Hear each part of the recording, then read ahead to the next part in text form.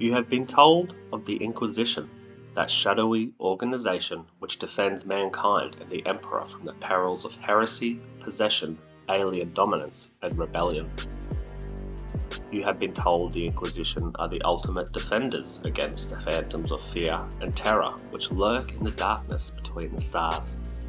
You have been told the Inquisition are the bright saviours in an eclipse of evil, purest and most devoted warriors of the Emperor. You have been told the Inquisition is united in its cause to rid the galaxy of any threat from within or without. Everything you have been told is a lie. Dear listener, if you seek to learn more of this shadowy organisation, listen on, for this lore and knowledge is rare indeed. The Imperium is a truly massive, galaxy-spanning empire which is near impossible to rule effectively and in an orderly manner.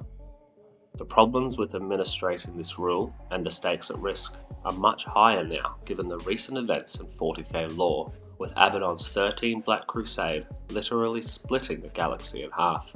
Besides the illogical and often frustrating members of the administratum and clergy of the Church, who is it that operates within the Imperium to ensure that trillions of lives within its borders are kept under control and that the officials in power are kept honest? Let's dive into the life and responsibilities of the Imperial officials known as Inquisitors, figures of horror who hold a mythical status across the galaxy. The guilty and the polluted fight. They deny, they struggle. In my lifetime, I have brought down 9 marked Diabolos. None went quietly.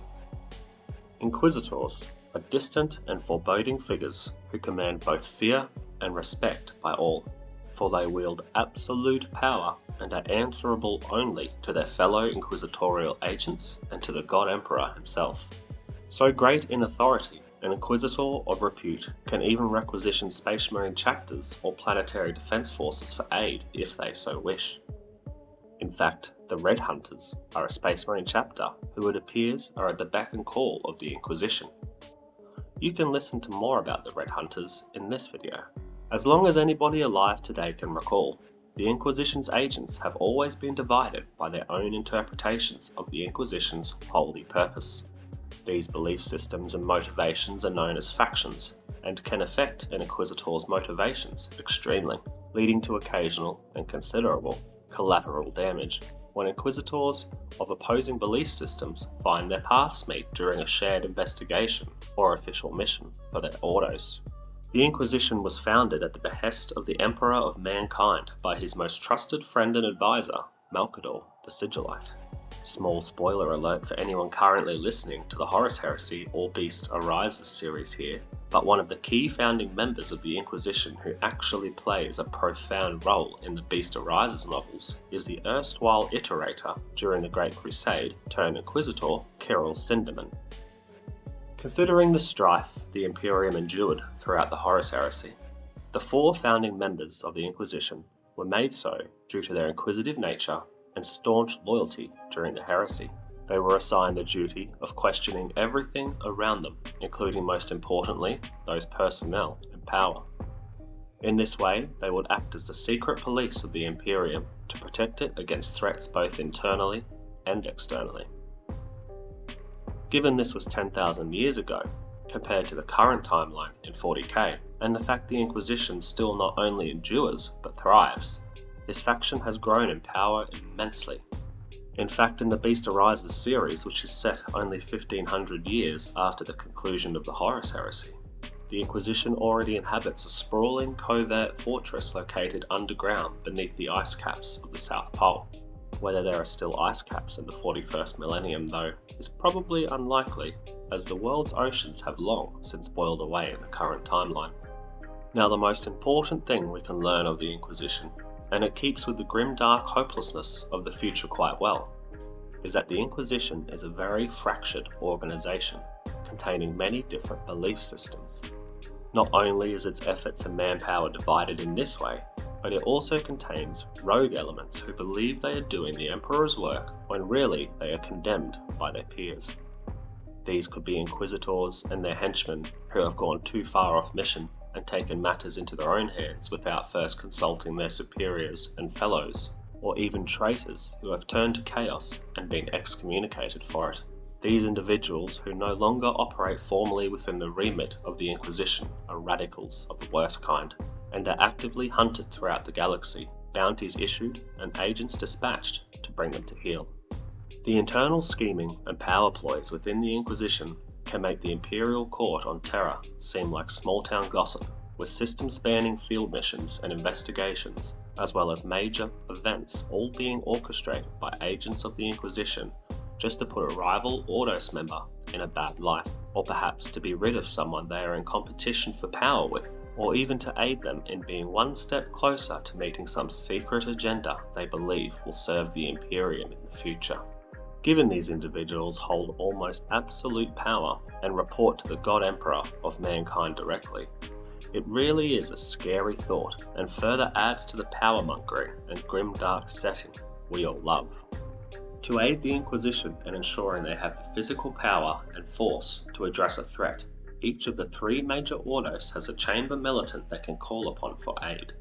The Ordo Malleus, who specialise in locating and combating the forces of chaos, and whose direct attention is in the extermination of the demonic, can call upon the assistance of the Grey Knights chapter, who you can learn more about in this sacred tome linked on your data screen now. Due to the nature of the demon, the Ordo Malleus are brave souls indeed, and often very proficient in combat. They must contend with the likes of not only demonic manifestations, but also chaos cults, both small and vast, as well as traitor Astartes, Chaos Space Marines who lead cults and warbands of their own throughout Imperial space. The Ordo Hereticus are tasked with addressing more internal threats, but also combat external corrupt forces. Their primary task, though, is to root out the traitor, the heretic, and the mutant, putting them to the torch often in public displays of condemnation and righteous brutality. Over the centuries, this has earned them the moniker of witch hunters, and their internal investigations usually bring members of the Ordo Hereticus into more internal conflict with the likes of the Administratum or planetary government than the other Ordos. They are heavily involved in politics alongside allies such as the Ecclesiarchy, and in fact the chamber militant of the Ordo Hereticus is the standing ecclesiastical army, the Adepta Sororitas. The Ordo Xenos are a bit at odds with the other two major Ordos in terms of agenda, and perhaps have the most varied and underappreciated responsibilities between the three. The inquisitorial members of the Ordo Xenos are, as you would expect, responsible for the safety of the Imperium concerning all threats relating to the alien. Whilst perhaps not as powerful as the Ordo Malleus or Ordo Hereticus, the Ordo Xenos responsibilities are rather more obvious in the nature of their threat. The chamber militant in service to them are called the Death Watch. These are Space Marines, often of veteran status, originating from a range of different chapters across the Imperium, who are nominated by their chapter to spend a period of honoured service within the Death Watch. This relationship is beneficial for both the Ordo Xenos and the Space Marine chapters, as the Death Watch require experienced recruits, and the Space Marine chapters receive back a more experienced and knowledgeable brother once his service in the Watch has finished. Of the beliefs and agendas of the Inquisitor, these factions can be split into either Puritan or Radical, and then further again into more specific belief systems. The most numerous Puritan factions are that of the Thorians, Monodominants, and the Amalathians. The more popular Radical factions are known as the Xanthites, the Recongregators, and the Hispanians. The Thorians can trace their history back to the Age of Apostasy, during the downfall of the tyrannical High Lord, Gorge Vendaya, by Sebastian Thor. The Thorians believe that the Emperor's physical husk on the Golden Throne does not contain his spiritual essence. They believe he walks among his followers, often through the likes of those who would be hailed as saints for their divinity, having transferred his living energy into them. Unfortunately, the bodies of mortals cannot contain his full power, therefore his powers are limited, and they eventually pass away, leading the Emperor to transfer his essence into another. The Thorians work tirelessly at bringing about the resurrection of the Emperor by researching a way of transferring his spirit into a powerful new body that will allow him to properly resurrect with his full abilities. This leads many Thorians being located within the Ordo Malleus, so they can study possession and the warp to help bring about these ends, though some can be found within the Ordo Xenos, studying Eldar psychic technology that could also prove useful for the ultimate transference. Many opposing factions view the Thorians' beliefs as highly dangerous and a great risk to the Imperium were they to eventually succeed in resurrecting the Emperor. This is because the likelihood of a civil war between those who do and do not believe in the Emperor's resurrection could likely split the Imperium into warring factions and a new, zealous civil war. The Puritan faction of the Monodominants is extremely zealous in their belief that the only way mankind will survive in the galaxy is to eliminate every last enemy of the Emperor. Enemies of the Emperor is truly a catch-all term, as included within it by the Monodominants are not only aliens and agents of chaos, but also psychers, the mutant in all its forms, and anybody who does not meet their exacting standard of the loyal Imperial citizen. To even contemplate a heretical act or thought is to be in opposition of the Monodominants.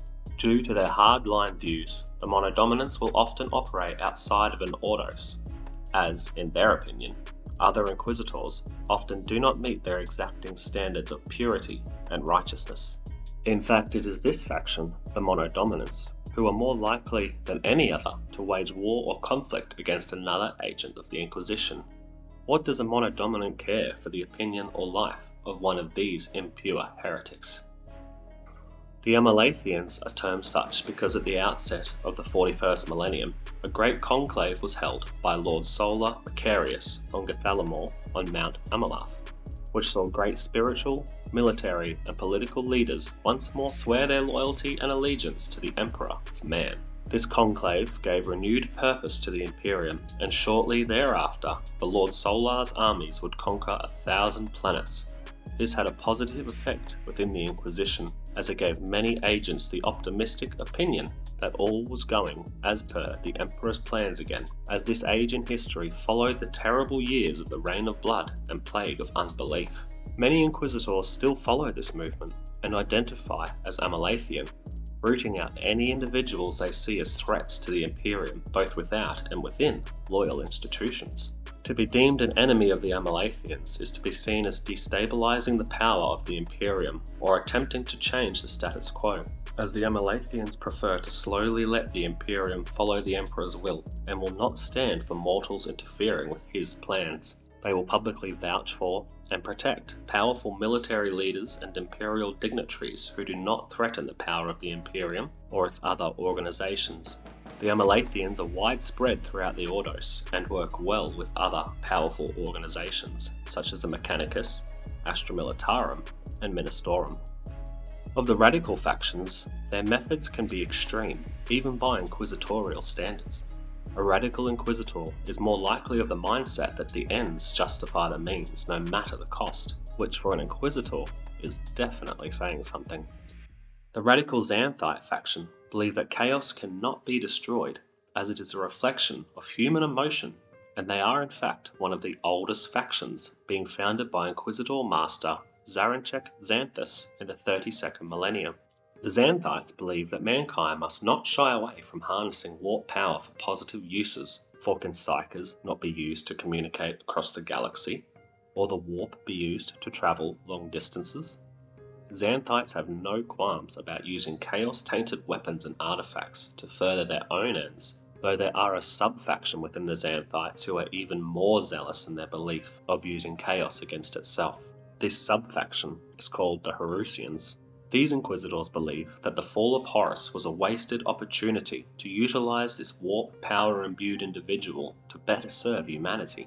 They believe that by creating another individual like a chaos-powered Horus, this individual, infused with warp energy, could lead humanity to a greater future of galactic dominance and prosperity. Other factions within the Inquisition, especially the Puritan ones, look upon the Xanthites with worry and even loathing, for they fear these Inquisitors toy with powers they do not understand. Xanthites can often be found within the Ordo Malleus, as they can learn much from the warp as well as chaos artifacts within this Ordo's service. The Recongregators believe that the Imperium has become corrupt and is decaying from the inside. They believe the many organizations which make up the Imperium no longer attribute to humanity's progress, but instead hinder it. Agents of the Recongregator faction actively work to destabilize Imperial organizations that in their opinion do not contribute to humanity's positive progression. They are careful to not commit too much change or upheaval, as the Recongregators do not want to contribute to the Imperium's destruction, but rebuild it in a manner that instills a will to change and move forward instead of stagnate. They will also work to eliminate those in power who are corrupt or too conservative to be forward-thinking, and will replace these individuals with more open-minded ones, who are perhaps more inclined to radical opinions. There are those radical inquisitors who see the turning of Horus, as well as the betrayal and virus bombing of loyalist space marines at Isfane 3, as a turning point in mankind's history. The devastation and war on a scale never before seen by the human race helped to usher in the positive change which forged mankind's future, such as the division of the Space Marine Legions, the formation of the Ministorum, and the ascension of the Emperor to godhood. Isvanian radicals believe that mankind's true strength comes to the fore only when it experiences trying times. They believe the human race collectively should constantly be tested, weeding out the weak and honing the Imperium's blade, for only through adversity can the Imperium and mankind be ready, their mettle tested for greater challenges still. They are a war-mongering faction in nature and seek to stir up trouble wherever they travel, driving those around them into a fiery zeal. Their motives are heavily questioned by other factions' agents, as the upheaval these individuals cause can be greatly damaging to the carefully planned events of others. In fact, a lot of Inquisitors and their agents would consider subscribing to this channel so they can be alerted to more precious lore in the coming days, such as 40k's weapons of mass destruction. Most, if not all, Inquisitors will maintain their own retinue to help aid them in their official investigations and personal agendas.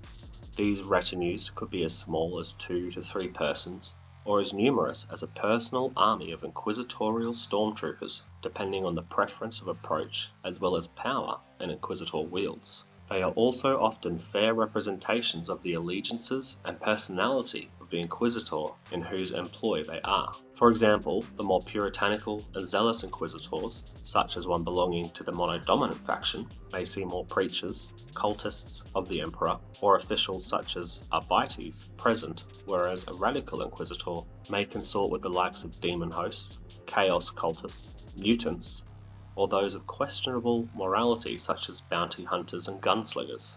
Most members of a retinue are hardy and proven in combat, perhaps previously spending time in a regiment of the Astra Militarum or leading a career as a bounty hunter, whereas some are present more so for their wit and intelligence, such as savants or tech priests. An Inquisitor and prospective henchman may find their paths cross in their respective travels, and that both would benefit from the other's skills, and for a lot of retinue members' perspectives, from an Inquisitor's consistent pay. At other times, an Inquisitor may commandeer an individual to utilize their talents, whether this individual is accepting or not. Within an Inquisitor's warband, there will often be an acolyte who has been awarded the rank of Interrogator. Once elevated to this esteemed rank, an Interrogator is essentially an Inquisitor in training, who will carry on their master's legacy upon their death or retirement. A capable and adept acolyte will only be considered for the rank of Interrogator if they conduct themselves in such a way as to represent their master well and possess the qualities which one day will allow an Inquisitor to stare into the eyes of the purest evil without shying away from their course or being subverted from their cause. Interrogators must learn to look beyond what is plainly in front of them and become adept at identifying truth from lies and subversion from the right course of action. They are unflinching in their resolve to prove themselves and will often die in the service of their Inquisitor master before reaching the full rank of Inquisitor themselves. For an Imperial Guardsman or woman to make their way into the employ of an Inquisitor must be very hardy and adaptable. They must be the survivor of battles where thousands, if not tens of thousands of their comrades have perished. This has instilled these individuals with a knack to survive against fierce odds. As a result of this persistent survival in the face of mortal danger, guardsmen often become quite superstitious, keeping on their persons lucky charms such as trophy heads or hands, spent bullet casings, or holy icons. They also often scavenge gear from defeated foes, which gives them a ragtag appearance. During their service years, guardsmen will likely be forced to undergo certain treatments such as gland implantation to make them fiercer and more uncompromising in combat. Personnel such as this will not balk at following an Inquisitor's more dubious orders, from killing the young and infirm to torture methods meant to extract information from a captive. Desperados and gunslingers live on the edge of respectable society. They are often bounty hunters, mutant killers, slavers, glory hunters, or pirates. While the equipment of such individuals varies widely between each, the bounty hunter will often wield powerful rifles such as to target an enemy from afar, while a slaver typically bears the likes of a heavy mace, whip, or nets. An Inquisitor who secures the service of a desperado through paid employ or some other devious means no doubt gains themselves a valuable and skilled ally. These individuals' ability to blend within and infiltrate societies, no matter how downtrodden or heavily cultured, makes an Inquisitor's tasks and missions a lot easier to achieve using an inside man or woman. Given how vast the galaxy is, and how thinly the Imperium must spread its resources and officials, there are a number of worlds whose governors and people must occasionally be reminded of the Imperium's dominance and rightful rulership. For this purpose, the Adeptus Arbites was formed. The arbitrators of this organization's will often take the form of the Enforcers, who, armed with Power Maul and Cyber Mastiff, have great enough power and reputation to ensure these planets' governing bodies continue paying their tithes to the Administrator. The local defense forces of a planet, including the Enforcers, can be requisitioned by an Inquisitor if they so will. There have been numerous times when Arbites and Forces have stayed on in the service of an Inquisitor and been counted as a valued member among their retinue. At times these individuals will come and go as their duties require them elsewhere, though often, in other circumstances, the Inquisitor will grant them the opportunity to stay as a permanent member of the retinue. The meaningful and sometimes ongoing punishment of heretics is taken very seriously by the Ministorum. In some of the worst cases, an individual deemed heretic can be punished for their sins by archoflagellation. This punishment is an ongoing hell for the recipient.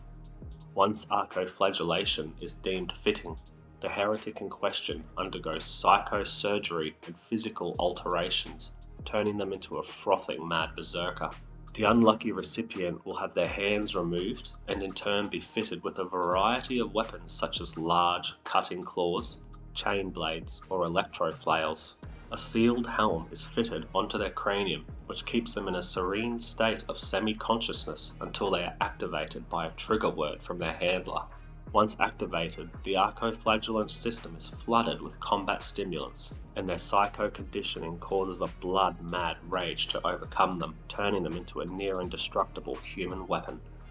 These human weapons are issued by the Ministorum, so only the more Puritan Inquisitors maintain an archoflagellant, as the Ministorum does not look kindly upon radical Inquisitors' views or actions. It is a brutish or very determined Inquisitor who is willing to unleash an archoflagellant onto a target foe, as the innocent collateral damage is often great. Death cult assassins are zealous in their ritual slaughter and assassination, their victims' souls dedicated to the Emperor of Man. The location on a victim's body and type of wound they inflict, whether it be a laceration or puncture, are all significant components of the ritual. These death cultists often drink the blood or consume the flesh of their victims, believing it to contain their victims' battle prowess and soul. Death cult assassins wield a wide array of close-ranged weapons, including rending blades stylized as eagle talons and sharpened bones of the faithful and heretical. As you can imagine, these highly skilled killers are valued indeed by a member of the Inquisition. These death cultists can stalk their prey for days or even weeks before leaping into action, lopping off weapon-wielding hands from arms or heads from body. Should a particular cult agent prove useful to an Inquisitor's ongoing efforts, It may be arranged for them to spend time with the Officio Assassinorum, honing their skills further within one of their infamous and secretive temples. A particularly radical or even heretical Inquisitor may bind a demon into a mortal host for their own ends. These mortals are often driven mad, imprisoned within their own body of which they have limited to no control themselves. A radical or rogue Inquisitor will utilize these demon hosts for several reasons. Some to learn knowledge from these creatures by imprisoning and interrogation to learn secrets of the warp. Others utilizing them as powerful fighters within their retinue, as the demon trapped within a host can often harness powerful psychic energies to unleash upon an Inquisitor's foes. Eventually, as the demon trapped within a host utilizes more power or exists for lengthy periods of time within a host, the poor individual's body will decay and eventually expire. The demon existing within will require banishment or to be transferred to another mortal being. And if this video is well received, we will create more content exploring topics such as the various weapons and demon blades an Inquisitor may wield, individuals of note such as Inquisitors Eisenhorn, Revenant, or Greyfax, and what the Inquisition's motivations are in the current lore setting. If you have enjoyed this video, please consider leaving a like and subscribe. We have more content available if you're into lore, which you can find here, or on the main channel here. As always, take it easy. Have a good one.